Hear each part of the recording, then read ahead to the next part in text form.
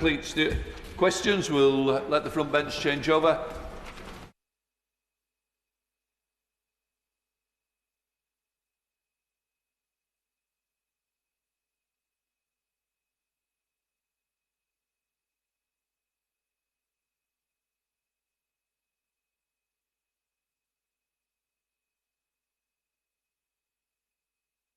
We now come to the urgent question.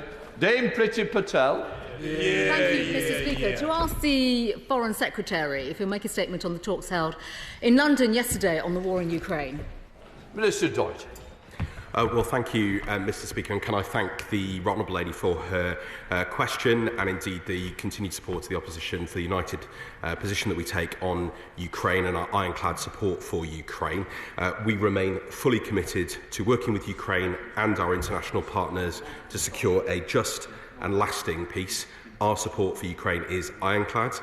Representatives of the United Kingdom, of France, of Germany and the United States convened in London yesterday with Ukraine for another round of intensive talks following up on the meeting in Paris last week. And all parties reiterated their strong support for President Trump's commitment to stopping the killing and achieving a just and lasting peace. The talks were productive and successful, and significant progress was made on reaching a common position on next steps, and all agreed to continue their close coordination and look forward to further talks soon. There was an E3 statement on this just last night. The Foreign Secretary had bilateral discussions with Foreign Minister Sybiha and remains in close contact with his ministerial counterparts to give further details, and I hope the Right Honourable Lady will understand this, of the discussions would only benefit Putin. We condemn, Mr. Speaker, Russia's most brutal missile and drone attacks on civilians, including overnight absolutely horrific scenes, Mr. Speaker. And our thoughts are with the victims and their loved ones at this tragic time. These are simply shocking scenes, and of course they come on the back of shocking scenes not only in Kiev but in Kryvyi Rih, in Sumy, in Marhanets and many other locations across Ukraine in recent days. And I would remind the House, Mr. Speaker, while Ukraine has been in peace talks, Russia has continued these severe attacks, including last night, and that is a stark reminder of the continued bloodshed and aggression perpetrated by Putin. I witnessed myself the terrible situation just weeks ago in Kiev when I visited, attacks on Bucha of all places just hours before I arrived. And indeed, not just those killings, but the continued shocking situation when it comes to the abduction of children, the attempts to wipe out Ukrainian culture, and Putin's demands remain undiminished. We are very, very clear about that.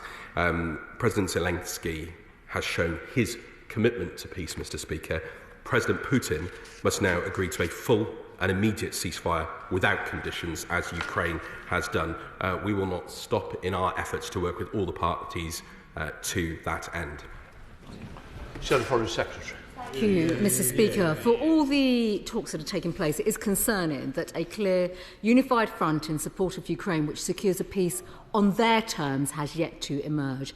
The Minister mentioned the E3 statement on yesterday's talks, but it consisted of 3 sentences and stated that the talks were productive and successful and significant progress was made in reaching a common position on the next steps. So can the Minister tell us exactly what was productive and successful about these talks and what the next steps actually are, and whether Ukraine is in agreement?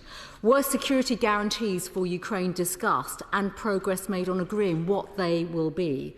Was the UK's long-standing position of supporting Ukraine's accession to NATO membership discussed? And following the abhorrent missile strike last night in Kyiv, which killed more innocent civilians, does he believe that Putin is committed to a just and fair end to this conflict? Can the Minister confirm whether the status of Crimea and other Ukrainian territories invaded and occupied unlawfully by Russia was discussed, and what the UK government's position is? The UK was the strongest advocate for Ukraine regaining all the territory taken by force by Putin, and for Putin to lose this war. Is this still the case? Mr. Speaker, there is much debate about the initiatives to end the war by negotiations, but we cannot forget that this war was started by Putin, a murderous, vile autocrat who is being propped up by an axis of authoritarian states trying to extinguish democracy in our own continent and by those who are opposed to our values, including China, North Korea and Iran. We need the government to be leveraging British influence in every way possible for Ukraine. Our Ukrainian friends are on the front line battling in an attempt to reshape the whole international order by force. I condemn the sanctioning, Mr. Speaker, of the 15 members yesterday by Russia. And to those colleagues, I will say this: it shows you're on the right side of history and that we must always stand up to tyranny. UK sanctions on Russia must stay in place. What is the government's position on applying secondary sanctions? And when will the billions of pounds worth of proceeds from the sale of Chelsea FC be made available now for Ukraine? Can the Minister explain why the government's £2.26 billion loan to Ukraine, backed by the profits of sanctioned assets, is being paid over 3 years rather than in full now? And finally, what more can the FCDO do to mobilise British technology, which could be cheaply applied to adapt Ukraine's military efforts? Well done.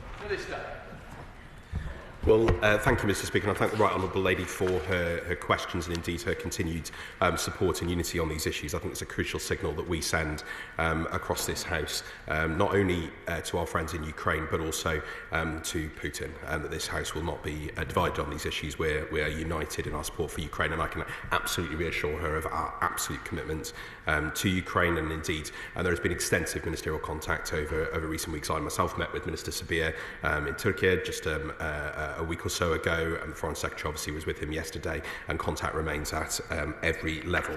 She asked me a number of specific questions. I'm afraid I'm not, Mr. Speaker, going to go into the detail of the discussions yesterday. She will understand that. I know she has a job to do in holding to account on that, but I think it's really important this time that we allow those technical talks, those discussions to go on at that level between the principals, and she will understand why that's necessary. She asked specifically a number of things. I mean, firstly, I agree with her completely on her points made about members of this House and sanctions taken against them. Utterly condemn them. Again, this is just par for the course when it comes to Putin and his regime. She asked about what we are doing on sanctions. Absolutely, our commitment to sanctions remains undiminished. We are going to continue to maintain the pressure across every level. In fact, we are ramping up the pressure, Mr. Speaker, and today we have announced new sanctions, including the shocking repurposing of game console controllers to kill Ukrainians by Russia, and we are taking robust action at every step we can, not only directly to choke off the Russian war machine, but also when it comes to second and third country circumvention of those sanctions. And she can be assured I have spent a lot of time on this issue over recent weeks. She asks about the situation of Chelsea. I refer her to my previous comments on this. We're working at pace to meet the agreements that were made on that. She points out the importance of the Extraordinary Revenue Accelerator loan. The first tranche of that has been dispersed. In fact, I actually discussed this with the Deputy Finance Minister of Ukraine just a few weeks ago to make sure they actually had access to those resources. They do have access. I'm happy to write to her separately about the details in which the further tranches will be paid. There is absolutely no softening of our commitment to the coalition of the willing. Indeed, the Foreign Secretary met with French, US, German and Ukrainian counterparts last week, underlining our shared commitments, and we are leading a coalition of willing nations to defend Ukraine's security. We're not going to get into operational detail for obvious reasons. The Defence Secretary made that clear earlier this week. And she asks about Crimea. The UK's position regarding Ukrainian sovereignty is well known, and our position has not changed, and we do not recognise Russian sovereignty over any territory illegally seized from Ukraine, including Crimea. And when, how and on what terms this war comes to an end can only be decided by negotiations with Ukraine at the heart of them. Bill Bradford. Thank you, Mr. Speaker. Does the Minister agree that, as one of the individuals who was sanctioned yesterday by the Kremlin, that if Putin is serious about securing any sort of lasting peace in Ukraine, he should stop the performative sanctioning of democratically elected members of this House and focus on stopping the murderous, barbaric killing of civilians in Ukraine and stop the invasion of that nation that we stand with in full support? Again, I utterly condemn the sanctioning of members of this House, including my honourable friend. I'm on that list too, indeed, and many other members. It's completely unacceptable, but we're clear on that. I think he rightly points out the very nature of Russia's examples in recent days, the horrific attacks, the deaths, the killing, the continued aggression. Of course, it was Russia who is the aggressor in this conflict. Jezra Creary, the Liberal Democrat spokesperson. Mr. Speaker. Yes, overnight, Russia launched 11 ballistic missiles and nearly 200 cruise missiles and drones at civilian targets in Kiev. Yesterday's talks in London should have been an opportunity to strengthen the Western coalition's support for Ukraine in the face of Putin's barbarism. Instead, they were derailed by President Trump, who, in a petulant response to President Zelensky's refusal to countenance the recognition of Crimea as Russian, withdrew his Secretary of State and Special Advisor from attending the meeting. President Trump demonstrated that he is not interested in securing a just peace which can deter future Russian aggression and protect Ukraine's right to self-determination. Instead, he is intent on securing a carve-up of Ukraine with Putin, as long as it's agreed before the 100th day of his presidency. Will the Minister make clear to his US counterpart that the apparent ultimatum shared with President Zelensky last week, which would deliver to Putin most of the goals of his illegal invasion, is utterly wrong and would only embolden future Russian aggression? And having found myself too yesterday on a list of MPs from across the House being sanctioned by the Kremlin, will the government outline how it plans to support members who are being targeted for speaking out? Minister.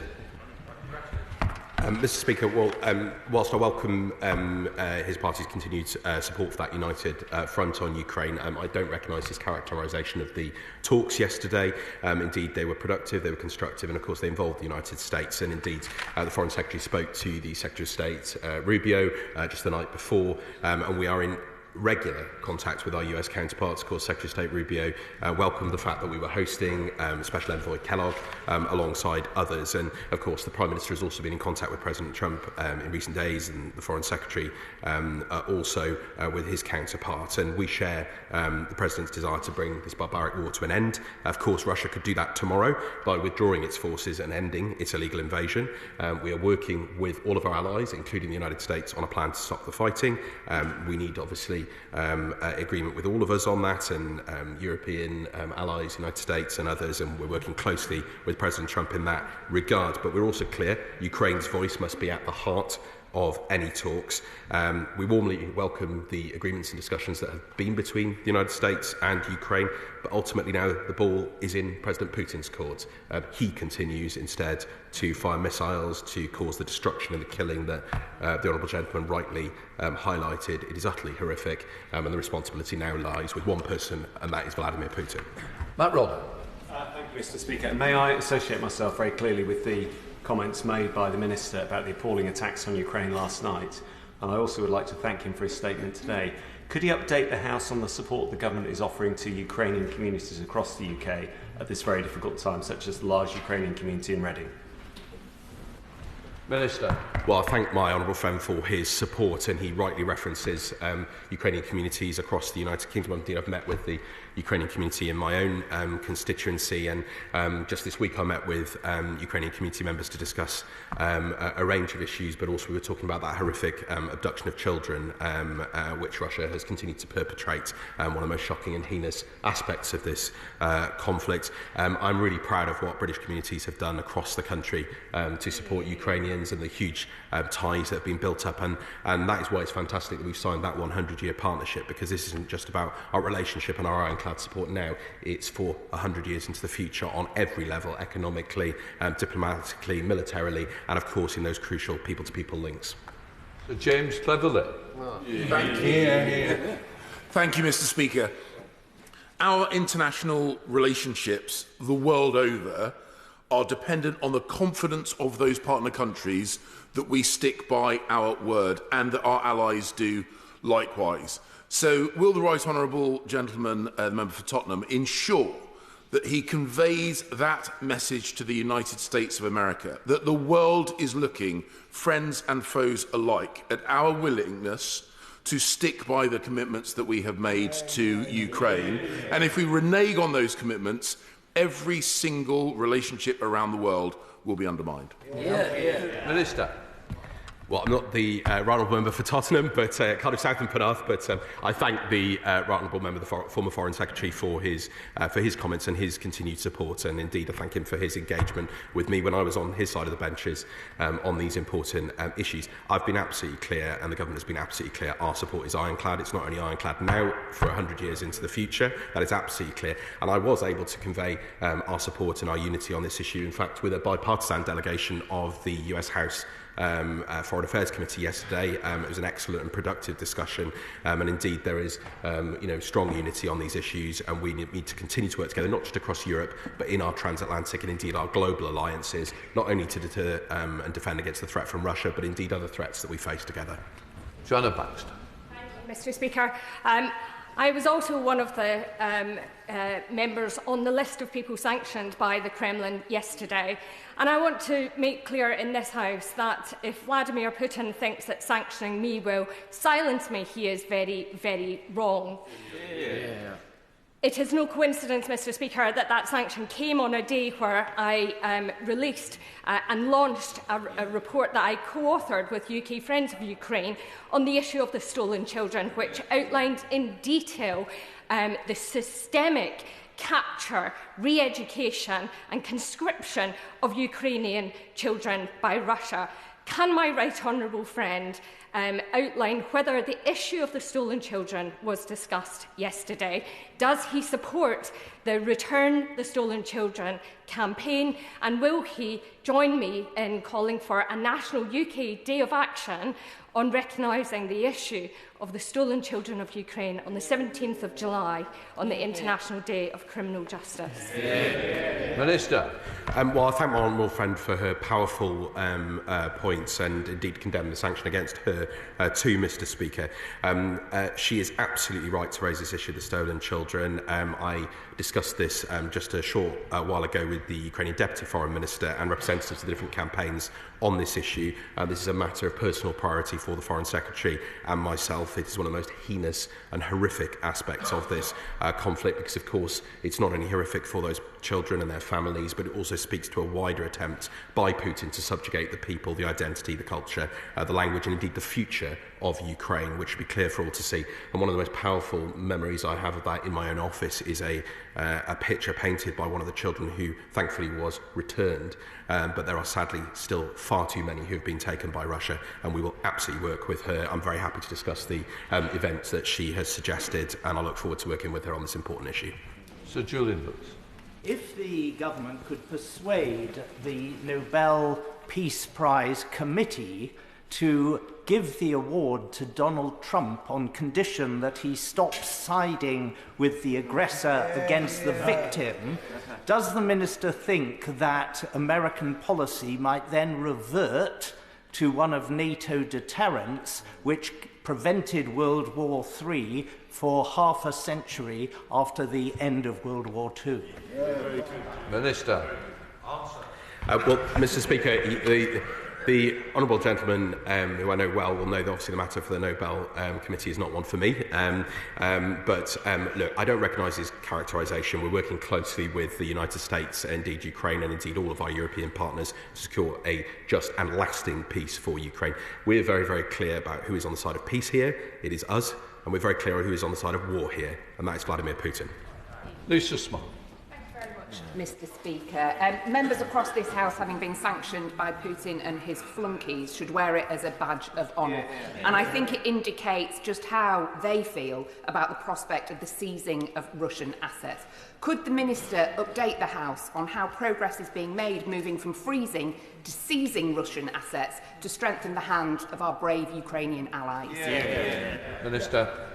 Well, again, I condemn the sanction against her and indeed other colleagues in this House.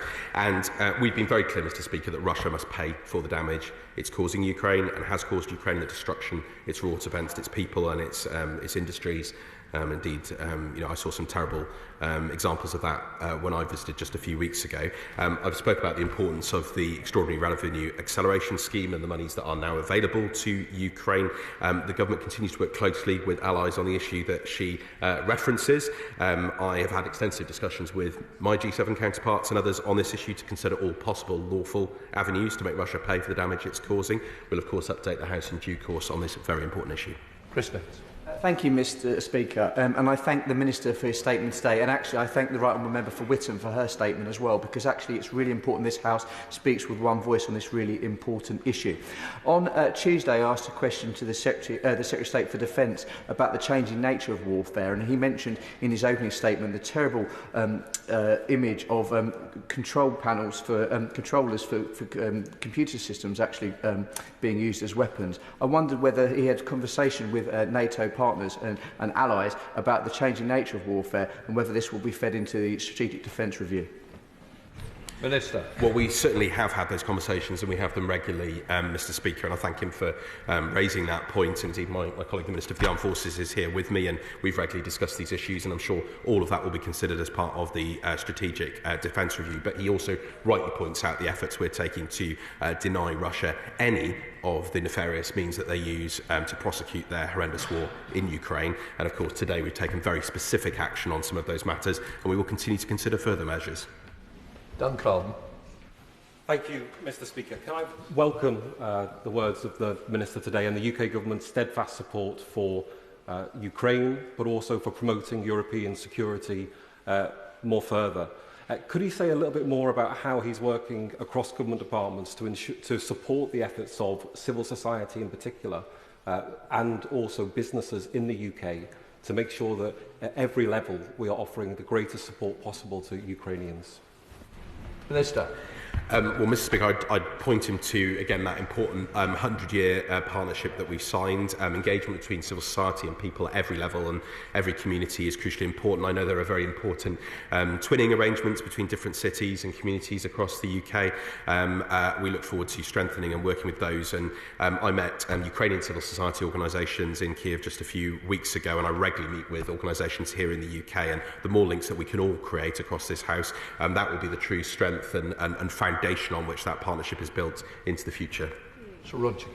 Mr Speaker, the Minister's confirmation that the Coalition of the Willing will not permit the accession of any Ukrainian sovereign territory to Russia is most welcome, but I'm not sure that I understand how that squares with Mr Trump's current negotiating position. It seems to be based entirely upon that. There are some 20,000 Ukrainian children who have been stolen by the neo-Soviet Union and Sovietized. That is a war crime. Did the meeting yesterday make it absolutely plain that no recognition of any concession based upon war crimes will be admitted at any time? Minister. Well, the Honourable Gentleman asks important questions, and he's heard what I've had to say about those abducted children. I completely share his passion and horror at what has happened on that issue in particular. I'm not going to go into the details of what was specifically discussed yesterday, but as I said, I spoke about this issue very recently with Ukrainian counterparts, and I know the Foreign Secretary takes a very keen interest in it as well. He asked about territory, and I'll just repeat what I said. We do not recognise Russian sovereignty over any territory illegally seized from Ukraine, including Crimea. Do you answer? Thank you, Mr Speaker. I was also one of the members sanctioned by Putin yesterday for calling for this House to do everything we can to stop him. Indeed, the lessons of a century ago is that dictators like Putin cannot and will not stop unless we stop them. And the only way to stop him is through strength, through a strong armed forces, a strong NATO and a strong nation. So can the Minister please set out how we'll be investing in our strength to stop Putin and indeed keep ourselves safe? Minister. Well, again, Mr Speaker, I condemn the sanction against him. He asked about what we're doing to keep our citizens safe, but indeed all of our allies and indeed our shared security in place. And this government, and again I'm pleased to be joined by my honourable friend, the Minister for the Armed Forces, has stepped up resources for defence and security and UK support to Ukraine. We are increasing defence spending to 2.5% of GDP by 2027 with an ambition to reach 3%. And the UK is committed to providing Ukraine with £3 billion in military assistance this year and every year as long as it takes. I mentioned the ERA loan. We also have export finance support, 1.6 billion of which is going to supply Ukraine with more than 5,000 air defence missiles, and that is utterly crucial. It makes a tangible difference, not least in the face of the barbaric attacks that we saw overnight. Sir Desmond Swayne. Can I welcome fresh members to the list of those who have been sanctioned? Mr. Speaker, why is President Trump treating Ukraine as the aggressor? Exactly. Will the minister remind US negotiators that together with the United Kingdom, the USA signed the Bucharest Memorandum, the Budapest Memorandum, assuring Ukraine of its territorial integrity and independence when that country sacrificed unilaterally its position as the world's third largest nuclear-armed power? Minister.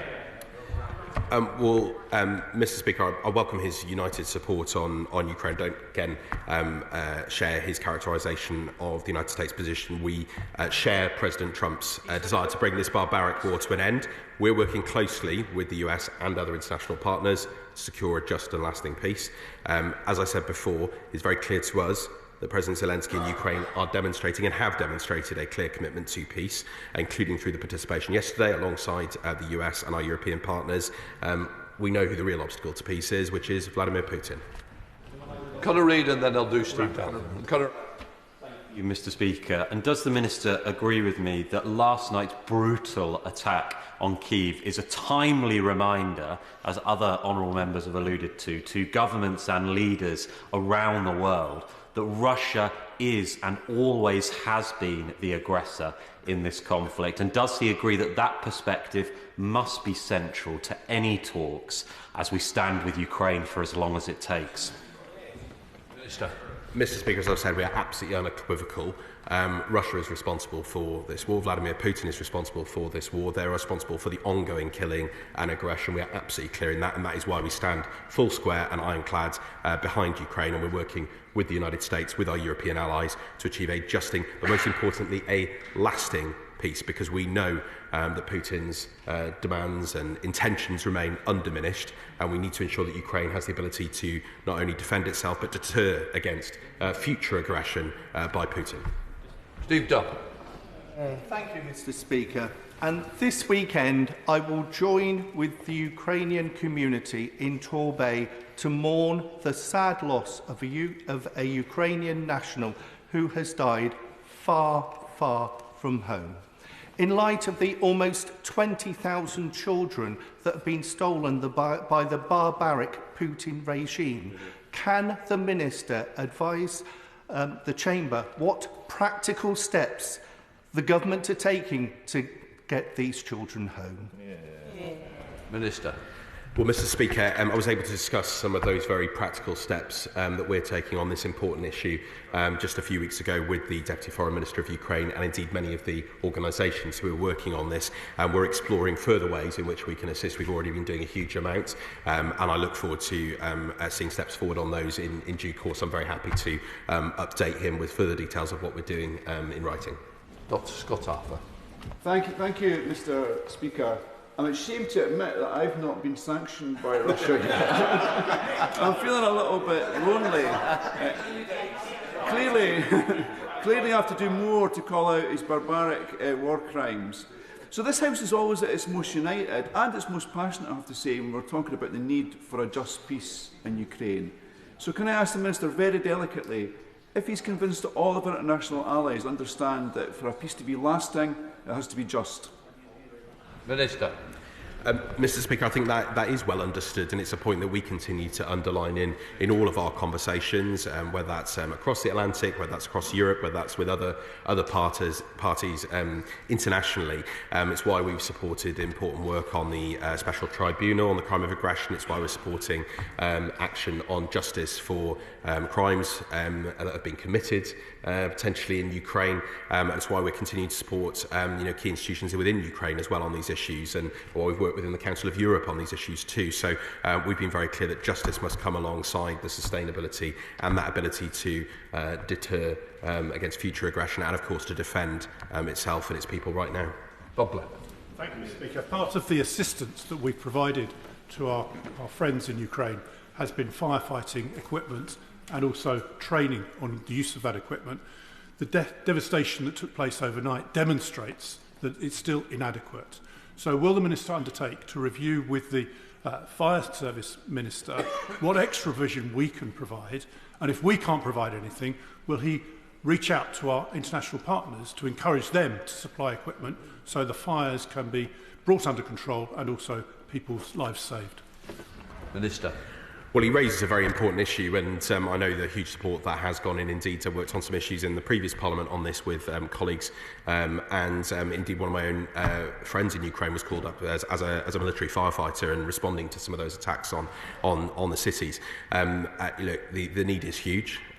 We've been doing a huge amount of support on reconstruction and on energy infrastructure and other issues. I'm very happy to look at the issues he raises and see if there's more that we can do on that regard.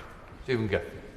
Speaker. Mr. Speaker, Pope Francis described pride as the most devious of sins, but I wonder if he'll grant us a little bit of an indulgence in taking some pride in joining colleagues from across the House and joining their fine group of those who have been sanctioned by Russia. But those who are doing the hard yards are those in Ukraine at the moment.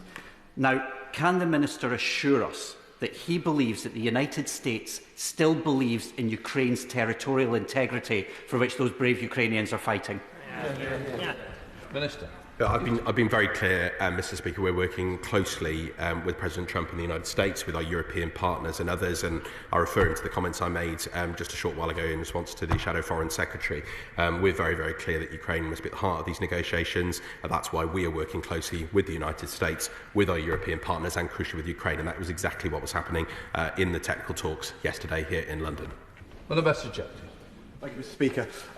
On Tuesday, I asked the Defence Secretary what our red lines would be at yesterday's peace talks regarding any peace proposal from the US that required Ukraine to cede any of its sovereign territory to Russia, and I didn't receive an answer. Yesterday, the US Vice President J.D. Vance told reporters, now, of course, that means the Ukrainians and the Russians are both going to have to give up some of the territory they currently own. So can the Minister now state that the government will not support any US proposal that sees Russia make territorial gains at the expense of Ukraine upon any permanent cessation of hostilities? Minister. Well, Mr. Speaker, just like the Defence Secretary, he will understand that I'm not going to be drawn on the detail of the discussions yesterday. The only person that will benefit is Vladimir Putin. But we have been very, very clear. We share the United States' desire to bring this barbaric war to an end. Ultimately, though, it is for Ukraine to decide its future. Our position on that has not changed, and that's why we're working closely with them, with our international partners and others, to end that bloodshed and suffering caused by Russia. We're very clear who the aggressor is in this situation. We will continue to stand ironclad with Ukraine. Alistair Garland. Speaker, I've really got nothing new to say about this, but since I was one of those yesterday who was included in the list of those who were no longer welcome in the Kremlin, not that I had actually thought I ever would be, I do feel compelled to place on record that my determination to oppose and expose the brutality and illegality of Vladimir Putin and his government is greater today than it was yesterday. Can the Minister do what he can to make sure that our resolve in this House is heard in the Kremlin and also, if necessary, in the White House? Minister.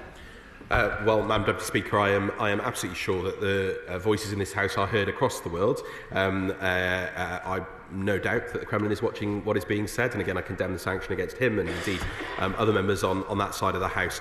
You know, this terrible aggression by Russia and by Putin has often had the exact opposite effect of what I think he intended: strengthened NATO unity, new members of NATO, increased defence spending, increased resolve, increased unity, increased willingness to stand with Ukraine, not just now but 100 years into the future. That is the message that we continue to send from this House, that we continue to send from our allies, and it's the message that we must continue to send. Thank you, Madam Deputy Speaker. At the London talks, did the government have the opportunity to discuss with allies the deployment of 155 members of the Chinese People's Liberation Army in support of Russia against Ukraine? I'm not going to get into the detail of the talks yesterday, but can I be absolutely clear with him that we are acting robustly against third country support for Russia's illegal war, including through our sanctions. We did so in relation to a series of matters, including military-industrial companies, support and others. The Foreign Secretary raised concerns with his Chinese counterparts on China's supply of equipment to Russia and the DPRK's relationship with Russia. We engage very, very closely on third country support in whatever form that takes, and we're not afraid to take action where that is necessary. Flenos Medi. I welcome the UK Government's recent commitment to strengthening its energy partnership with Ukraine, which is crucial for Europe's energy independence. I recently visited Urenco's Capenhurst site, where advanced nuclear fuels facilities being developed, a market that is currently dominated by Russia. Could the Minister outline how the UK Government is advancing this technology and what it means for the UK's energy partnership with Ukraine? Well, diolch fawr, and I appreciate her interest in these issues and support. We've been doing a huge amount, Madam Deputy Speaker, with Ukraine to support their energy sector, both against the terrible attacks that have been taking place, but also how we might cooperate together on energy in the future. I mean, that's a crucial question for all of us across Europe, removing that dependency on supplies from Russia and elsewhere. It's an issue that I continually raise with European and other counterparts, and of course that we look at new partnerships and ways forward in which we can support all of our energy needs, whether that's in renewables, whether that's in nuclear or in other ways. So this is an important issue, and I thank you for raising it. Neil Shastrahurst. Thank you very much, Madam Deputy Speaker. Can the Minister update the House on whether yesterday's meetings involved any discussion around any future potential cooperation between the US and Russia on energy? And if it did he impart upon his US counterparts that such a arrangement would be a folly? I said before, Madam Deputy Speaker, I'm not going to get into the detail of talks and discussions. We're very, very clear on the position. I need to support and stand with Ukraine. We're having those productive and constructive talks. Those continued yesterday with the United States, with European allies and others. And I'm referring to the answer I just gave to the Honourable Lady a moment ago. Jim Allister. How can the Minister describe yesterday's talks as productive if the United States continues to make unreasonable demands of Ukraine, which the United Kingdom does not support? Minister. I can describe those talks as productive and constructive, Madam Deputy Speaker, because they were. Bennett. Thank you, Madam Deputy Speaker. It is being reported today that the White House is considering lifting its sanctions on the Russian Nord Stream natural gas pipeline. More evidence, in case it was needed, that this US administration is siding increasingly with Russia. This is hugely concerning, and I'm sure the whole chamber agrees on this point. Please can I urge the Minister and the Department to use whatever leverage they have with the US administration to prevent this from happening? And if it does go ahead, what will the government's next steps be? Minister. Well, Madam Deputy Speaker, she asked an important question about sanctions. The Prime Minister has been very clear that sanctions against Russia are a vital part of our armoury, and the UK is committed to maintaining our Russia sanctions. We are not considering lifting them. We're very clear, as the PM said in Paris, to get Russia to the table. We need to keep up the economic pressure to hinder its ability to wage war and to deal with all of those ways in which that war is being fuelled and supplied. And the purposes of our sanctions are very clear: stop Russia from threatening and undermining Ukraine's sovereignty, territorial integrity and independence, help ensure Russia pays for the damage it's caused, and make sure that Ukraine is placed in the best possible position to secure a just and lasting peace. And we'll continue to work with the United States and all of our allies on those important issues. Charlie Dewhurst. Thank you very much, Madam Deputy Speaker. Further to the last question, there's rightly concern that Russia continues to bypass sanctions through its shadow fleet. So what measures is this government taking alongside our allies to prevent this? Minister. Well, Madam Deputy Speaker, since this government came to office, we have ramped up our efforts, particularly on the issue of the shadow fleet, which we first launched actions on at the European Political Community Summit just days after coming into office. I can tell him that the impact of those sanctions has been substantial in constraining and taking down Russia's ability to wage this war. We think that collectively the sanctions by the previous government and our government have denied $450 billion worth of support to Russia to fuel that war. That could have paid for another 3 or 4 years worth more of military aggression against Ukraine. We will not hesitate to consider further actions in this area, and indeed we've announced some of the biggest packages in just the recent weeks. Final question on this from the backbenches, Jim Shannon. Thank you, Madam Deputy Speaker. And I thank the Minister very much for his answer. I was one of those sanctioned as well. But what does a sanction mean? It means my super yacht, well, I don't have one, can't be taken to Vladivostok for the summer, for the winter. It means I'd have to take it to Ballywalter, my village where I was born and brought up in, or alongside my rowing boat that I rent and use now and again. It will not stop me speaking up to illustrate Russian crimes, and just to remember what those are. It's the stolen children that the Honourable Lady talked about. It's the thousands of men, women and children murdered. It's the church pastors that have disappeared. It's all those things. And it's a massacre in Busha.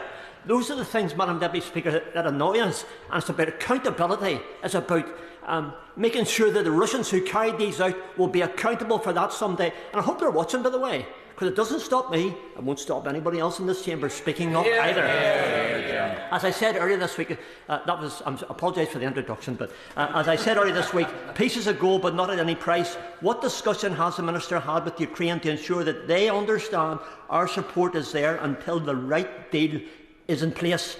And what discussions have taken place with our American allies to ensure that we are still on the same page when it comes to ensuring that Russian aggression is not rewarded and that Ukraine's sacrifice is always, always remembered? Well, Madam Deputy Speaker, I think that the honourable gentleman's comments and my honourable friend's comments, I think, accurately capture the sentiment of this House. I condemn the sanction against him, but I think the reaction of both himself and indeed other members of this House, I think should show everybody in the world, Vladimir Putin, but also our allies, and most importantly Ukraine, that our support remains ironclad, it remains undiminished, it will strengthen rather than diminish. I visited Bucha myself just a few weeks ago, and the scenes for those colleagues who visited there will never leave my mind. And the fact that that place that suffered so much, where priests were murdered, where children were abducted, and where yet just hours before I was there, further missiles came in, killing civilians, let alone the horrific scenes we've seen over the last few weeks, should leave nobody in any doubt whatsoever who the aggressor is. It is Vladimir Putin. It is his regime. It is his war of aggression. Ukraine is the party here that is serious about peace. We will work with Ukraine. We'll work with the United States. We'll work with our European allies in the endeavour to find that peace. But the ball very much now is in Vladimir Putin's court. That concludes the statement, and I'll just let the front benches change over.